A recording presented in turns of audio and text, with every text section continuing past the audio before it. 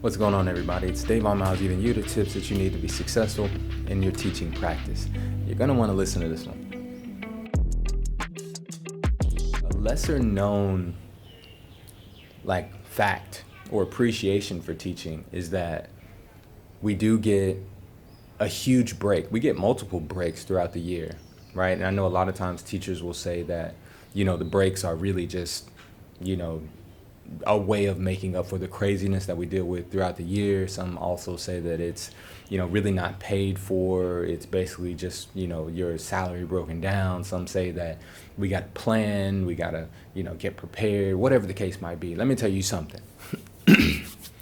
On my breaks, I have made it a priority that there's a few things that I'm gonna do over the summers and over the winters. Number one, I'm gonna always take the first day or two or three to make sure that I have a plan for the rest of my year or the rest of my session, whatever it might be. If it's the summer, I want to make sure I have at least a 10-week plan. If it's the winter, I want to make sure I at least have a 10-week plan. But if it's one of the holiday breaks or something like that, I want to make sure that I at least have the next 3 weeks planned out, so that I don't have to really stress over certain things.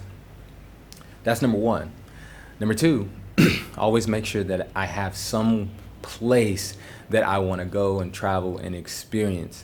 And this has been one of the biggest benefits that I've seen from being a teacher, is the fact that I can take these long breaks and go and explore different things. This is not meant to be a doom and gloom video, nor is this meant to be a video that just kind of, does a bunch of stuff to tell you why you should be a teacher. However, it is just to tell you my experience of being a teacher over the summer.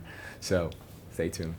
So this summer, me and my family got a chance to go and travel to a little small island off the coast of mainland China, called Sanya. It is actually a part of mainland China, but it's considered to be like the Hawaii of China. I mean, it was a really, really beautiful spot. Super awesome. Lots of beautiful ocean spots.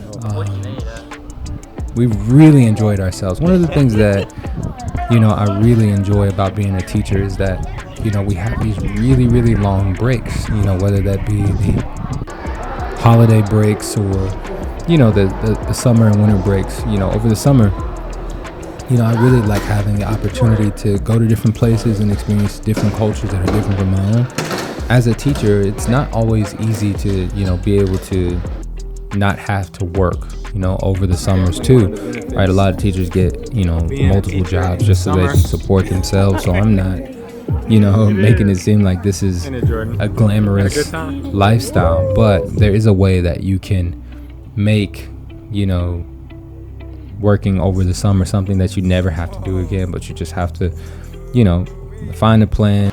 Like when I first started my teaching career, it was extremely difficult for us to make decisions going on vacation, because financially, when you first start out teaching, when you first get out of college, I think it's depending on what state you live in, it's really difficult, for you to immediately, figure out a way to, manage your finances, because, I know when we first started out, we was making around 45 or something like that.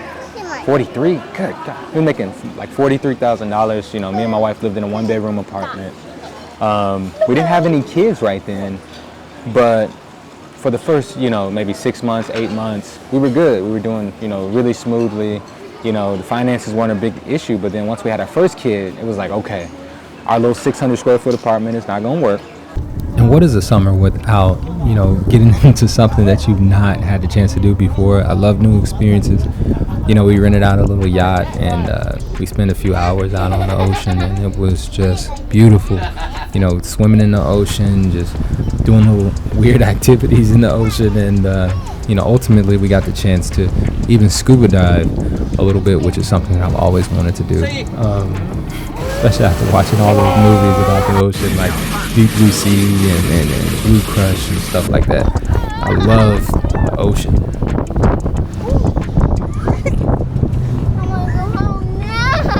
Go back. Can I just jump in? Yeah.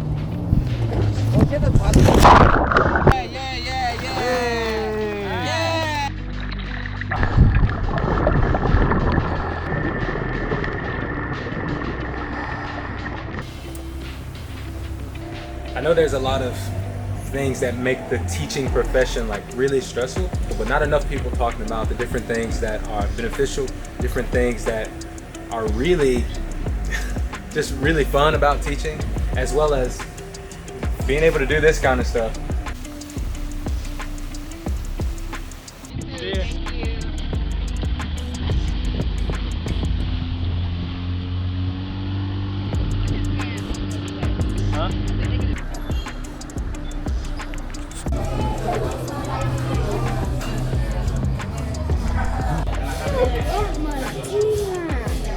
Leo, would you like to have a fry?